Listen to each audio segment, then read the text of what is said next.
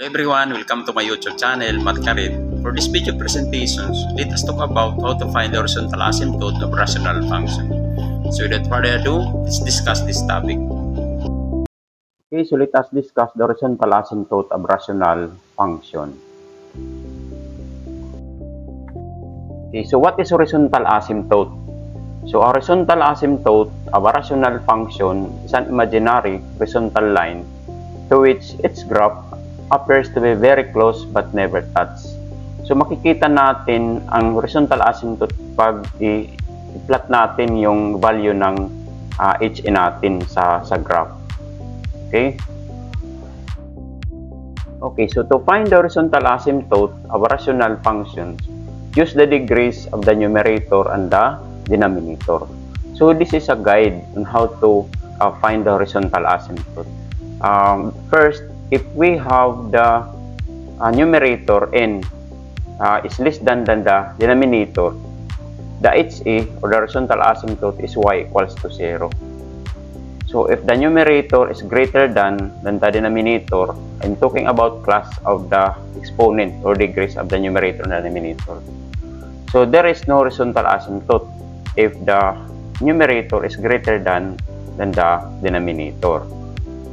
Okay, however, if the numerator is equal to the denominator in terms of their exponent or degrees, the HA is equals to the ratio of the leading coefficients. Okay, so you will just see or just follow this guide on how to find the horizontal asymptote. Okay, so let us go to the example. So our example, f of x is equals to 3 over x minus 5. So in this example, we have 0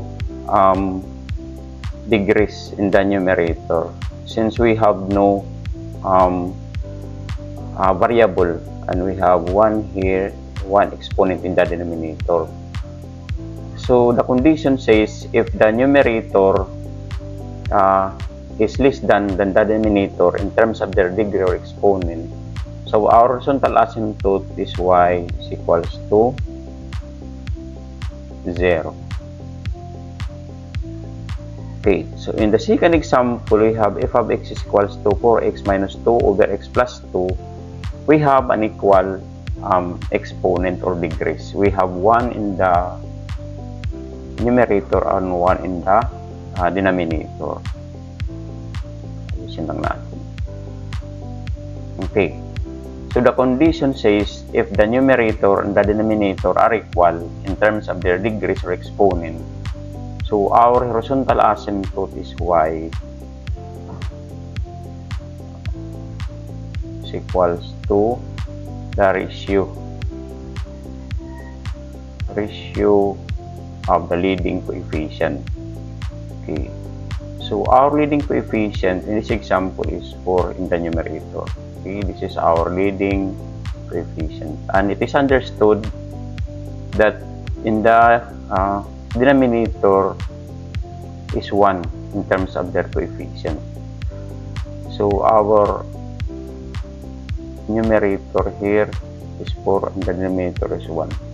So therefore our horizontal asymptote is equals to 4. Okay, ayusin lang natin. Okay, 4.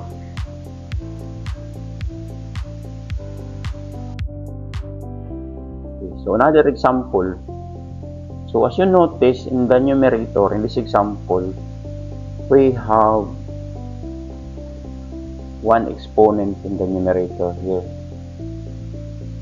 So therefore the numerator is less than the denominator in terms of their degree or exponent. So our horizontal asymptote is y equals to 0. So in this example, as you observe, our numerator, degrees of the numerator is greater than the denominator. 4x cubed minus 2 or minus 1 rather over 3x squared plus 2x minus 5. So, mas malaki ang degrees niya sa numerator kaysa denominator. So, therefore, there is no horizontal asymptote. No horizontal, na lang atin, horizontal asymptote. Okay, so what about this example? So, if x is equals to x squared plus 5x plus 6 over x squared plus x minus 2. So, as you notice, we have an equal degrees in the numerator and the denominator. So, if they are equal, our horizontal asymptote is y is equals to the ratio. So, we have y equals to the ratio of the leading coefficient. So, our leading coefficient in this example is 1 in the numerator and 1 also in the denominator. So, therefore, our horizontal asymptote here is 1. Okay, so I hope that you learned from this video presentation. So, until next video, thank you for watching.